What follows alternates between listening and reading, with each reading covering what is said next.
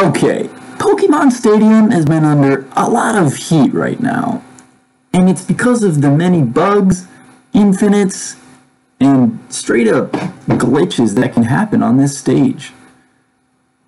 A lot of people want to freeze the stage on the normal mode or ban it altogether.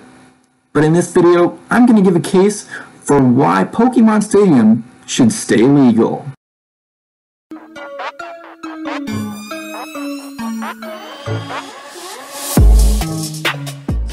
Pokemon Stadium's normal mode is the reason it's legal today. It's as long as Final Destination and has 2 platforms instead of 3. This unique layout gives it a nice change of pace from the same Battlefield and Final Destination that players are used to playing on. So why do people want to freeze it? Let's look at Pokemon Stadium's grass mode. It has 3 platforms in an odd placement, but not too odd. The grass on the ground reduces knockback when being hit on the ground. And besides that, this mode can honestly be a legal stage all on its own. It has a couple slants on the ground, but doesn't really affect gameplay that much. And there's a tiny platform on the tree that can make tech chases a little easier, but besides that, this mode's okay in my eyes. Let's look at the water mode. It has 2 platforms on the right and a spinning windmill on the left, which can allow you to tech and extend your combos. Same thing with grass mode, nothing too crazy about this mode. And maybe the spinning windmill can get in the way sometimes, but if you're a good player, you can use it to your advantage.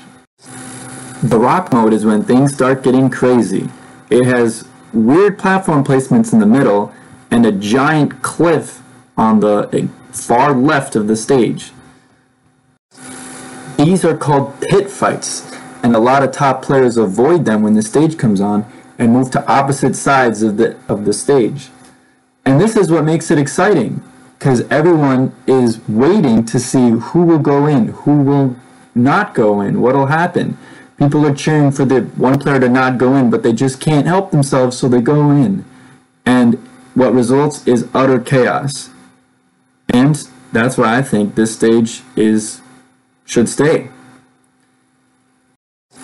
Another problem people have with this mode are infinites, which are pretty easy to perform given the tiny walls, the big walls around the stage.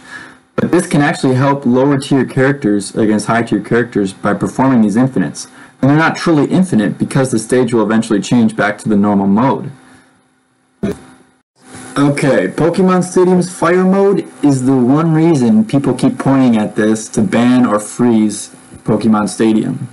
Because there are so many clips out there of people walking off the stage in the middle of the stage, falling through the middle of the stage, and they don't like it. And I agree, those bugs are not great for the game. But if they were not there, this would be an okay stage. It has less walls than the rock mode, and it has a couple platforms. So it has room for infinites, but if those bugs were not there, honestly, this could be a good stage on its own.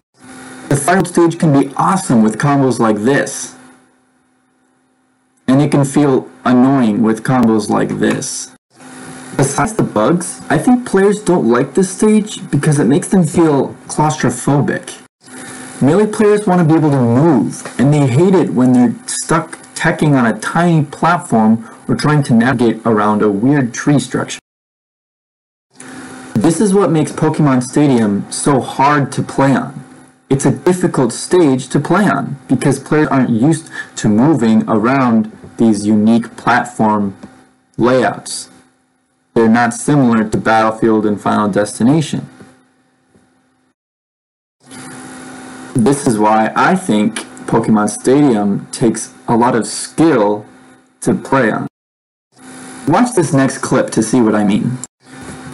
When watching this clip, you might think it's so unfair and comes down to RNG that this Peach gets infinite comboed by this Fox in the fire mode.